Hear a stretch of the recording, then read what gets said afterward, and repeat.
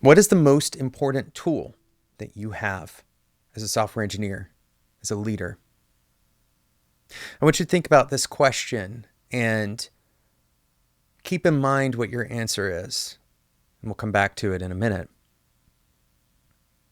One of the processes that a lot of teams use is a premortem. If you've never done this before, it's a pretty useful way to try to determine what your risks are. And the way it goes is essentially very much like a postmortem. If you were to look at something that has happened and try to describe what happened. And we've talked about premortems on the show plenty of times before. The interesting trick that a premortem provides you is it assumes that something has gone wrong, because our natural bias is to imagine that nothing will. That our plans, our best laid plans, will not go to waste, and in fact, they'll come true. And this makes sense because most of the time, our optimism at least carries us forward. If all we ever did was think about how everything is going to go wrong, then we probably wouldn't try anything new. We would live in fear. We would avoid taking any kind of risk. And every action we take is essentially us predicting risk. Every action that we take in our careers, in our personal lives, as human beings, we are constantly, essentially taking some kind of action for some kind of outcome. And we can never exactly prove what that outcome will be until it actually happens. Most things are basically very little risk in our lives. We take one step forward and we assume, in most cases, that we're not going to trip. Right? We take a bite of sushi and we assume that the sushi is not bad. Sometimes it will be. We get in the car and we put our seatbelt on and we assume that other people are going to drive as rationally as we plan to, even though we probably are not as good of a driver as we think we are. If you've ever pulled out your phone while you're driving, for example, or driven when you're a little bit sleepy, well, you've experienced risk that you put yourself through, but also other people experienced risk that they hoped they wouldn't have to at your hands. So a lot of what we're predicting is out of our control. A lot of what our choices end up being is trying to predict the risks that others will put us through, that we'll be subjected to circumstantially. And so much of our lives is already about predicting risk. So when we make plans, we imagine that the plans are hedging risk on their own. So a premortem, very important tool. And just to spoil the earlier question of what your most important tool is, this is not it. But a premortem is kind of forcing our brains to imagine that we did get something wrong. Right? That when we step into the car, what could go wrong that we weren't really thinking about? That our plan to drive with our seatbelt on was not sufficient to cover, right? Maybe we're driving on a 2-lane road when we could choose a 4-lane road that has a median in the middle, and that hedges risk. We still can't say that it's going to provably, solve a real material problem. We're preventing things from happening. We're preventing bad things from happening by inspecting and pressure testing our plans. So why is the postmortem so important? And again, it's not the most important tool that you have. It's important because it aligns us to a heavy downside. A heavy downside. Most of the time, the thing that we face in our lives and in our careers, the opportunities that we have in front of us are a result, especially of a lack of failure. Now, this is not very inspiring, probably, for most people. A lot of your career will naturally fall into a success pattern if you can avoid failure. Now, you might think that that's a pessimistic way to view the world, but this is how many investors, for example, Warren Buffett, look at their investing. It's also how many high-powered, high-intensity athletes look at their careers as well. If they can avoid injury, for example, that becomes one of the most important aspects for a professional athlete. Now, why is that? Why is it that avoiding injury becomes more important than becoming a world-class athlete? Well, because that one injury, that one mistake, that one catastrophe, the one time that you breach the privacy of your customer base, right? The one time that you push code that wasn't well tested. These are the events that can have an outsized effect that is far larger in terms of baseline. So imagine you're at baseline, on a given Monday, and your potential upside for anything that you do on that Monday is fairly limited. But your downside, how much could you fall? What could the worst mistake do to you versus the best action, the most advantageous action? Barring incredibly lucky, big strokes of luck, like buying the correct lottery ticket, which you have basically zero control of and nearly zero potential of, the likelihood that a risk that you face is going to take you down is far higher than the likelihood that a good action will take you up by a commensurate amount. In other words, because of this reason, the outsized impact of risk aversion, which has been shown in many studies over and over, that we are more averse to risk than we are driven to gain, right? This is actually rational, or at least behaviorally rational.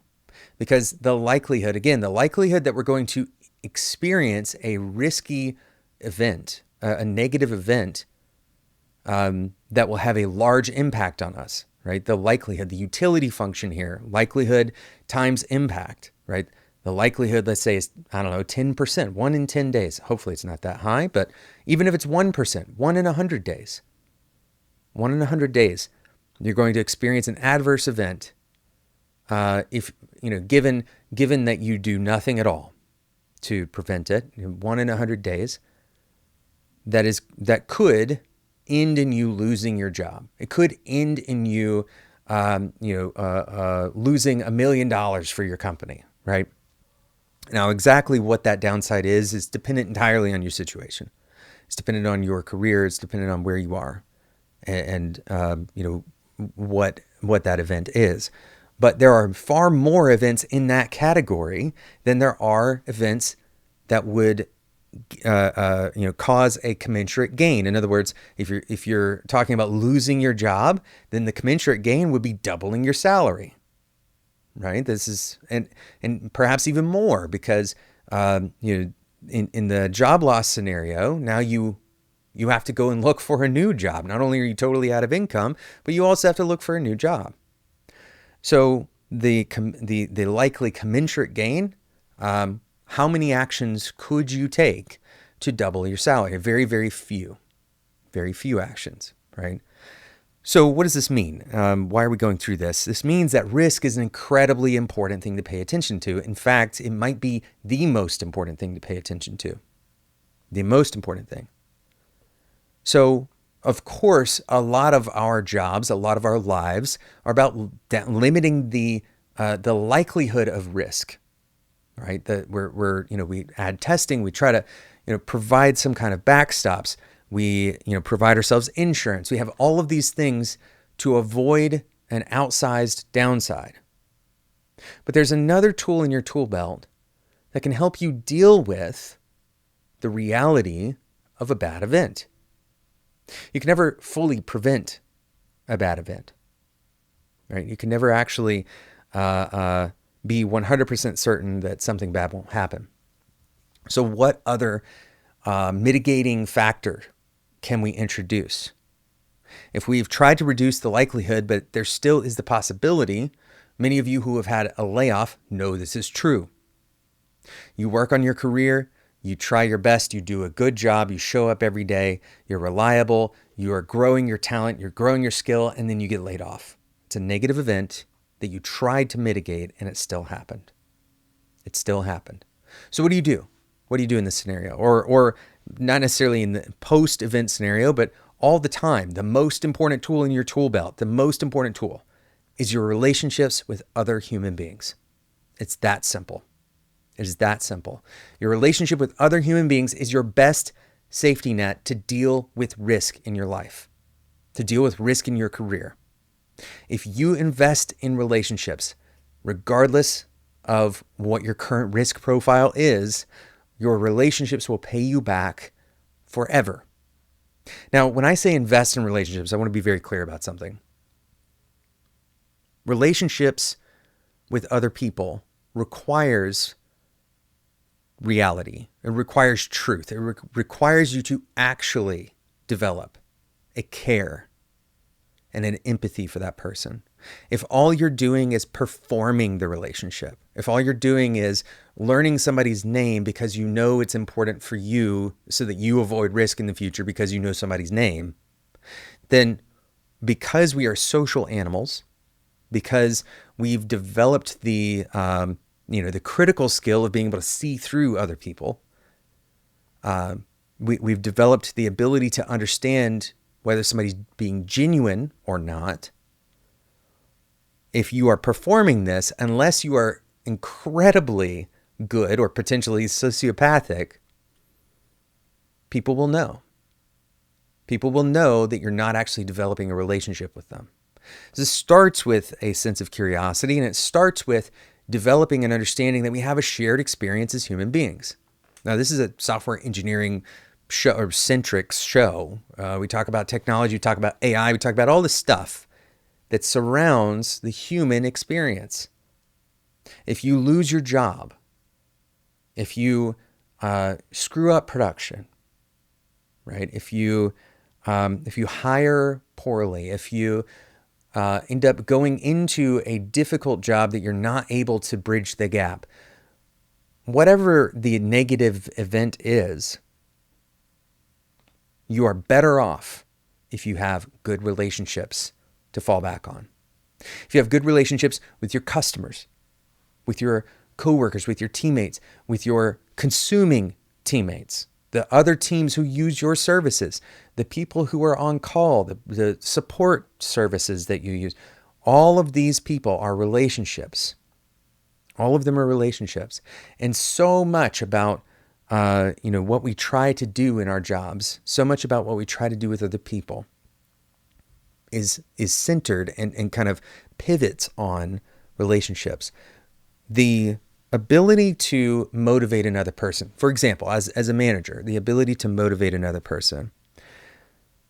Of course, there are many different levers that you can pull, right? Of course, there are levers like, for example, pay.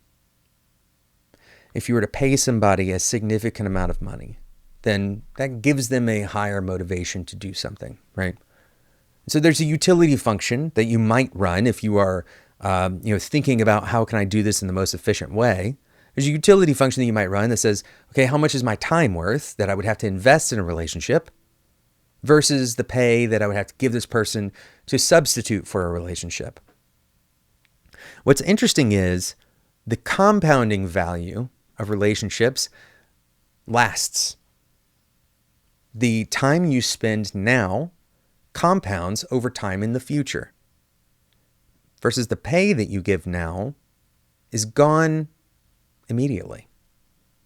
Of course, that person can go and invest it, and all of those things may be true, but the trust that you develop is foundational and it lives on.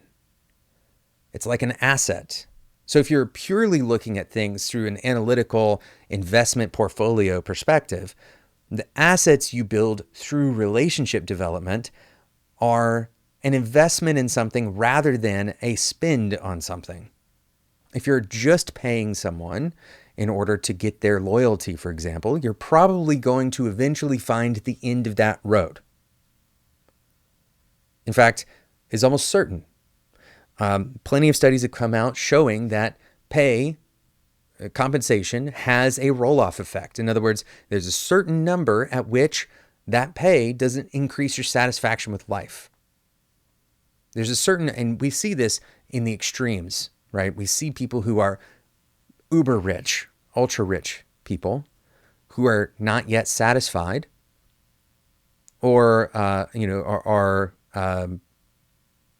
somehow they're missing something, right? They either are continuing to seek more money, or their relationships are falling apart around their lives. This is something that we see in the news. We see it on tabloids, whatever, right? And of course, so if it was the case that money was sufficient for buying loyalty, for example, and certainly it is not a useless tool. I want to be clear. I'm not going to try to be overly philosophical here. Money is not a trivial thing to put on the table. Of course it's not. But there is a limit. And my argument is that the most powerful lever that every person listening to this has is relationship development. And it doesn't even have to be deep relationship development. We're just talking about a simple modicum of care for another human being. So what this really looks like is being curious about what that person cares about. Being curious about what does their life look like, right? What kinds of things actually motivate them, and how could you get them more of those things? Right? This is a very basic, negotiation, right? And so if you're a manager, you should be able to answer. In my opinion, I'm going to try to avoid being prescriptive on the show, but you should be able to answer, what does this person want in their career if they're your report? You should have that conversation with them. What do they care about? Are they the kind of person that, very much cares about the next level in their career, or do they care about stability more? Which one of those things is more motivating to that person? And now I'm starting to develop like a true picture of who this person is and what they want. Just knowing what another person wants instead of assuming what they want is already a good basis for a relationship, right? So if you're developing, and this goes for not just for reports and their bosses. This goes for your cross-functional relationships. It goes for, through other teams. What is that team's incentive? What do they care about? Right? They have a roadmap, for example. How can I make sure that what I'm asking for is respectful of their incentives? That I'm not just coming in and bulldozing them. And how can I do so in a way that isn't just pulling power, right? That isn't just trying to throw money or trying to throw something else at them that doesn't fundamentally understand what they care about and their experience as a person. In my personal experience in this career, and in what I've watched in others, I believe it is a much higher ROI. A much higher ROI. Because here's what happens. If you, let's say you had an unlimited amount of money to motivate people, and somebody else has an unlimited amount of money to motivate people. If you're just going pay versus pay, when things get hard on either side of that fence, what is left? Right? This is kind of an endless runway, or a runaway problem, right? It's a game theory problem. What is left for that person to stick with you? Similarly, on the flip side of this, the relationship development, really fundamentally, the kind of core unit of relationship development is trust, right? Trust is the core currency, the core unit that you deal in with relationships, right? Because what I care about is that I trust this person to do what is best for both me and them. That is the kind of basis for trust in any good relationship, particularly in professional relationships. I trust that this person is not going to do something that will harm me just to get ahead. That is a fundamental basis for any professional relationship. Okay. And I'll trust that this person is truthful and honest with me, that what they say I can depend on, that they're reliable, etc. Right? And so if you develop trust with another person, then when they come to you asking for something that is an extension, that is inconvenient for you, when they come and ask you, when your neighbor comes and asks you for a cup of sugar, right? That's obviously a very mild, but that is an inconvenience to you. You're out a cup of sugar. What if you needed that? Well, of course, if you have a trusting relationship, then you know, well, they wouldn't ask me unless they actually needed it. They're not going to try to take advantage of me. We trust each other. And so if you're a manager and if you are coming up on, the end of the quarter and you have a deadline and you have good trust with your people, they trust that you wouldn't ask them for something unless you actually need it. They trust that you're not just playing the urgency card to make yourself look good. You have much more potential to deal with risky scenarios. We've come up against a hard deadline. We suddenly realize something's broken. In a non-trusting situation, or in a situation where somebody is redlining because of what you've paid them, in order to get them to extend their best effort in that situation, what do you have to do? You have to throw more money on the table? Right? What is the recourse? Where is the reservoir? Right? Hopefully, this person cares enough about their own career, about their own professionalism, or whatever, right? But if they don't trust you fundamentally, if you've developed a contentious relationship or a purely transactional relationship and you don't have any trust for each other as human beings, it's much less likely that person is going to extend their best effort on your behalf, especially if it happens multiple times over and over. Right? So, if your track record is that every time a quarter is up and we're close to the end, we're at, near the finish line on an OKR, and you're asking every single time for somebody's extended effort, and especially if they find out after the fact that, it wasn't a big deal, you're going to erode trust with that person. The next time that you ask for that, the likelihood that they're going to extend their best effort is very low. It's very low. Or they may say, you know what, I'll keep doing this, but you got to keep paying me more, right? Or we have to change the agreement here because we don't have a reservoir of trust. I have to protect myself from you, right? And so your best, most important tool, because of your risk, because we are all exposed to a greater downside every day than we are the potential upside. So we should be focusing heavily on the likely downside, the risks that we are facing, and mitigating the effects of those risks. We can try to mitigate the incidence of a risky event, but we should also mitigate the blast radius of a risky event. And your best tool to do that, your best tool to deal with a bad event, is relationships. Go and invest in all of the relationships. Spend extra time in your one-on-ones. Spend extra time talking with your team in your retros. Spend extra time calling somebody on the phone. Whatever it takes to develop better relationships with other people, I promise you it will pay you back over and over and over in the long run. Thank you so much for listening to today's episode of Developer Tea. Hopefully you enjoyed this episode. We missed a week last week. It's kind of a crazy week for me, but we're back this week a little bit late, and you should be seeing episodes coming out on a regular basis as usual as we finish out the summer. I hope you all are having a wonderful, wonderful summer in 2026. And until next time, enjoy your tea.